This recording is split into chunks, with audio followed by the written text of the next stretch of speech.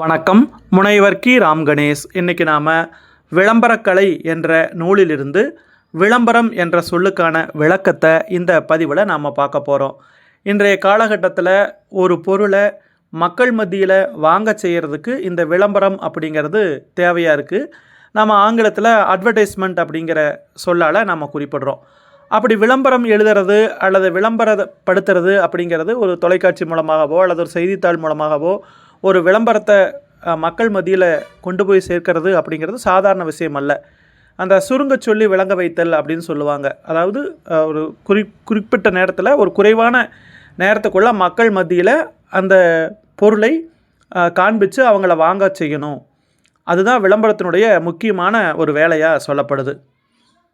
அந்த வகையில் பார்க்குறப்போ அந்த விளம்பரம் அப்படிங்கிற சொல் எப்படி உருவாச்சு அதற்கான விளக்கத்தை தான் இந்த பதிவில் நம்ம பார்க்க போகிறோம். அந்த விளம்பரம் அப்படிங்கிற சொல்ல அந்த விளம்பு அப்படின்னு அந்த முதல்ல பிரிக்கிறாங்க. விளம்பு அப்படிங்கிறதுக்கு சொல்லு அப்படிங்கிறது பொருள்.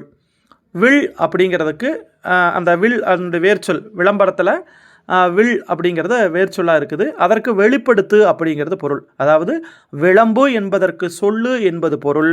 வில் என்பதற்கு இதன் வில் என்ற இதன் வேர்ச்சொல்லுக்கு வெளிப்படுத்து அப்படிங்கிறது பொருள் சொல்கிறாங்க. வாணிபம் பண்ணக்கூடியவங்க தன்னுடைய பொருளை பற்றி எல்லாரும் தெரிஞ்சுக்கணும் அப்படின்னு விளம்பரப்படுத்தினா தான் அந்த வணிகம் வளரும். வணிகத்தை பொறுத்த மட்டில் தற்காலத்தை விளம்பர யுகம்னே சொல்லலாம். அவ்வளவு மிகுதியாக இன்றைக்கி விளம்பரங்கள் வெளியாகிட்டு இருக்குது. விளம்பர சாதனங்கள் பல, விளம்பர வகைகள் பல, உத்திகள் பல, அதன் மூலமாக விளையக்கூடிய பயன்களும் பல அப்படின்னு சொல்லலாம். உற்பத்தி செய்யப்படக்கூடிய பொருளினுடைய வடிவம், அந்த பொருளினுடைய விலை, அது காட்சியில் வைக்கப்படக்கூடிய முறை, வாடிக்கையாளருக்கு பொருளை பற்றி கூறி வாங்குகின்ற மனநிலையை உருவாக்குறது, பொருளை அவர் வாங்கிய பின்பு அதனை கட்டி கொடுக்கக்கூடிய நேர்த்தி முதலான ஒவ்வொரு கட்டமும் பார்த்திங்கன்னா விற்பனையை பெருக்க பயன்படும் அப்படின்னு குறிப்பிடுறாங்க. விளம்பரம் என்பது விளம்பரதாரர் ஒருவர் தமது உற்பத்தி பொருள், பணி ஆகியவற்றுடைய விற்பனையை பெருக்கணும் அப்படிங்கிற நோக்கத்துக்காக அல்லது கருத்தை பரப்பக்கூடிய நோக்கத்துக்காக பணம் செலுத்தி தான் விரும்பக்கூடிய அந்த விளம்பர சாதனங்கள், அதாவது மீடியா அந்த வாயிலாக மக்களுக்கு எடுத்துரைக்கிறது தான் விளம்பரம். விற்பனையை பெருக்குவதற்கு பண்டங்களை, அந்த பொருள்களை அந்த கஸ்டமர்ஸ் இருப்பாங்க இல்லையா, அவங்க கவனத்துக்கு கொண்டு வர்றது தான் விளம்பரம். அந்த குறிக்கோளை அடையிறதுக்காக விளம்பரம் என்ன பண்ணுறாங்கன்னா பல வழிகள்லையும் பல சாதனங்கள் மூலமாகவும் மேற்கொள்கிறார்கள். அது மட்டுமல்ல, அந்த விளம்பரம் செய்வது பொருளினுடைய தரத்தை மேம்படுத்தவும் உதவுது அப்படின்னு சொல்கிறாங்க. தனக்கும் தன்னை சார்ந்தவர்களுக்கும் சிறந்த உணவு, சீரான உடை, வசதியான வீடு, நிறைவான நுகர்பொருள்கள் ஆகியவற்றை ஒருவன் பெறுவதற்கும் இந்த விளம்பரம் வெவ்வேறு வகையில் கை கொடுக்குது அப்படின்னு குறிப்பிடுறாங்க. விளம்பரம் என்ன பண்ணுதுன்னா மக்களுடைய அந்த நுகரக்கூடிய சக்தியை தூண்டுது. வாழ்க்கை மேம்பாட்டிற்கான தேவையை அது உருவாக்கி தருது. வீடு, ஆடை, உணவு முதலான எதிலும் தனக்கும் தன்னுடைய குடும்பத்தில் உள்ள லட்சியத்தை வரையறுக்க மனிதனை அது தூண்டுகிறது அப்படின்னு குறிப்பிடுறாங்க. அது மட்டும் இல்லாமல் உற்பத்தியினுடைய பெருக்கம், தனி மனிதனுடைய தேவை, அந்த ரெண்டையும் வளமான முறையில் இணைக்கிறது அப்படின்னு உலக அரசியல்வாதியும் இங்கிலாந்தின் பிரதமராக இருந்தவருமான சர் வின்ஸ்டன் சர்ச்சில் அப்படிங்கிறவர் சொல்கிறார். அமெரிக்காவினுடைய தேசிய உற்பத்தி தொகையில் 2% அவங்க விளம்பரத்திற்காக செலவு பண்ணுறாங்க. தனியார் சிலரது விளம்பர செலவு விகிதம் பார்த்திங்கன்னா இந்த 2% விட அதிகமாக இருக்கிறது அப்படிங்கிற ஒரு கருத்து உண்டு. சிலர் ஒரே ஆண்டில் விளம்பரத்திற்காக செலவிட்ட தொகை ப்ராக்டர், அதாவது 6.3%, அதாவது $310 மில்லியன். சியர்ஸ் அந்த ஒரு நிறுவனம் அப்படி பண்ணியிருக்காங்க. சியர்ஸ் ரோபக் கம்பெனி என்ன பண்ணியிருக்காங்கன்னா கிட்டத்தட்ட 1.7%, அதாவது $215 மில்லியன் விளம்பரத்துக்காக செலவு பண்ணியிருக்காங்க.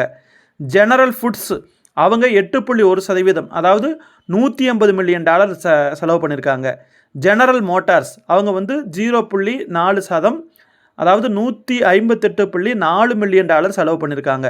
வார்னர் லாம்பர்ட் நிறுவனம் 14.6%, அதாவது $141.7 மில்லியன் செலவு பண்ணியிருக்காங்க. அப்போது விளம்பரத்திற்கான தொகையே இவ்வளவுன்னா அந்த பொருளினுடைய விற்பனை தொகை எவ்வளவு இருக்கும் அப்படின்னு நாமே ஊகிச்சு பார்க்கலாம். அவ்வளவு பண்டங்களினுடைய உற்பத்தியும் அதிகம். அவற்றை பயன்படுத்துவோரும் அதிகம் அப்படின்னு நம்ம தெரிஞ்சுக்கலாம். சந்தையில் பார்த்தீங்கன்னா சந்தையியலை பொறுத்தளவில் முக்கியமாக 2 பிரிவுகள் உண்டு அப்படின்னு குறிப்பிடுறாங்க. ஒன்று, பண்டத்தினுடைய உற்பத்திக்கு தேவையான பல்வேறு மூலப்பொருள்களை கண்டுபிடிக்கிறதும் அதை ஒருங்கே கொண்டு வந்து சேர்ப்பதும் பண்டத்தை தயார் செய்வதும் முதல் பிரிவு. அதுக்கப்புறம் உருவாக்கின அந்த பண்டம்னா பொருள், அந்த பொருளை விநியோக வாசல்கள் வழியாக, அதாவது சேனல்ஸ் ஆஃப் டிஸ்ட்ரிபியூஷன் அப்படியாக மக்களுக்கு அனுப்புவது அப்படிங்கிறது 2வது பிரிவு. விளம்பரம் இந்த 2 பிரிவுகளுக்குமே தேவைப்படுகிறது அப்படின்னு குறிப்பிட்றாங்க. இதை சந்தையியலின் குரல் அப்படின்னு சொல்லி அழைக்கிறாங்க. பண்டத்தை பற்றிய செய்தி கதையாகவும் மக்களுக்கு சொல்லலாம், பிரச்சாரமும் செய்யலாம். அச்சு வடிவம், தொலைக்காட்சி, வானொலி, விளம்பர சாதனங்களில் முதலிடம் பெறுவை. வேறு சில சாதனங்களும் உண்டு.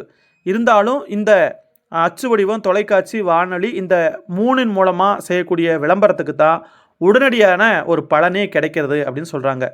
ஒரு நாட்டினுடைய பொருளாதார வளர்ச்சிக்கு உற்பத்தி பெருகணும், உற்பத்தியான பொருள் விட்டால் தான் அடுத்தடுத்து பொருளை உற்பத்தி செய்ய முடியும். அந்த விற்பனைக்கு வழிவகை செய்வது எதுன்னு பார்த்திங்கன்னா இந்த விளம்பரம் தான்.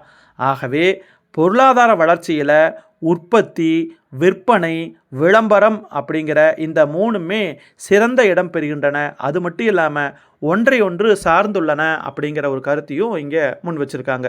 அப்போ விளம்பரம் அப்படிங்கிறது எந்த அளவுக்கு முக்கியமானது அப்படிங்கிறத நாம் இதில் தெரிஞ்சுக்கிட்டோம்.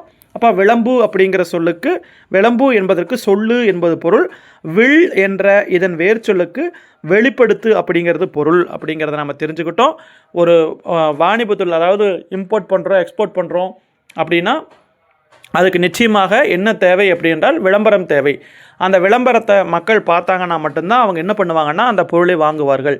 இன்றைக்கி எல்லாத்துக்குமே இன்றைக்கி ஒரு பள்ளிக்கூடமோ ஒரு கல்லூரியோ அல்லது எந்த ஒரு பொருள் அப்படின்னாலும் சரி, அதையெல்லாம் மக்கள் மத்தியில் கொண்டு போய் சேர்க்கணும் அப்படின்னா அதற்கு அடிப்படை காரணியாக விளங்கக்கூடியதுன்னா விளம்பரம் தான். அதாவது சுருக்கமாக சொல்லி விளங்க வைக்கிறது அப்படின்னு சொல்லி இலக்கணத்தில் சொல்லுவாங்க. அந்த வகையில் ஒரு குறிப்பிட்ட நேரத்துக்குள்ளே, நீங்கள் இன்றைக்கும் விளம்பரத்தை பார்த்தீங்கன்னா தெரியும், ஒரு 15 செகண்டு, 20 செகண்ட், 30 செகண்டுக்குள்ளே அந்த பார்க்கறக்கூடிய மனசுக்குள்ளே அவங்க என்ன பொருளை விற்கணும்னு நினைக்கிறாங்களோ அதை கொண்டு போய் சேர்த்துறது. இன்றைக்கி மிகப்பெரிய படம் எடுக்கிறது கூட சாதாரண விஷயம்னு கூட சொல்லலாம். ஆனால் ஒரு விளம்பர படம் எடுக்கிறது தான் ரொம்ப கஷ்டம்னு சொல்லுவாங்க. ஏன்னா ஒரு குறிப்பிட்ட நேரத்துக்குள்ளே அதை பார்க்குறவங்களுடைய மனசில் கொண்டு போய் சேர்ப்பிக்கக்கூடிய ஆற்றல் இந்த விளம்பரத்துக்கு உண்டு. அதனால தான் அந்த விளம்பரத்தை கூட ஒரு கலை என்று மதிப்பீடு பண்ணி விளம்பர கலை அப்படின்னு வெளிப்படுத்துகிறாங்க. ஆக இந்த கட்டுரை மூலமாக நம்ம என்ன தெரிஞ்சுக்கிட்டோம் அப்படின்னா, விளம்பரம் அப்படிங்கிற சொல்லுக்கான விளக்கத்தை தெரிஞ்சுக்கிட்டோம். எதற்காக இந்த விளம்பரம் அப்படிங்கிறதையும் நாம் புரிஞ்சுக்கிட்டோம். இன்றைக்கி அரசியல் கொண்டு எல்லாத்துலேயுமே இந்த விளம்பரம் முக்கியமான ஒரு பங்களிப்பில் இருக்குது அப்படிங்கிறத நம்ம கண்கூடாகவே பார்த்துக்கிட்டு வர்றோம். மிக்க நன்றி. மீண்டும் நாம் இன்னொரு பதிவில் சந்திக்கலாம். நன்றி.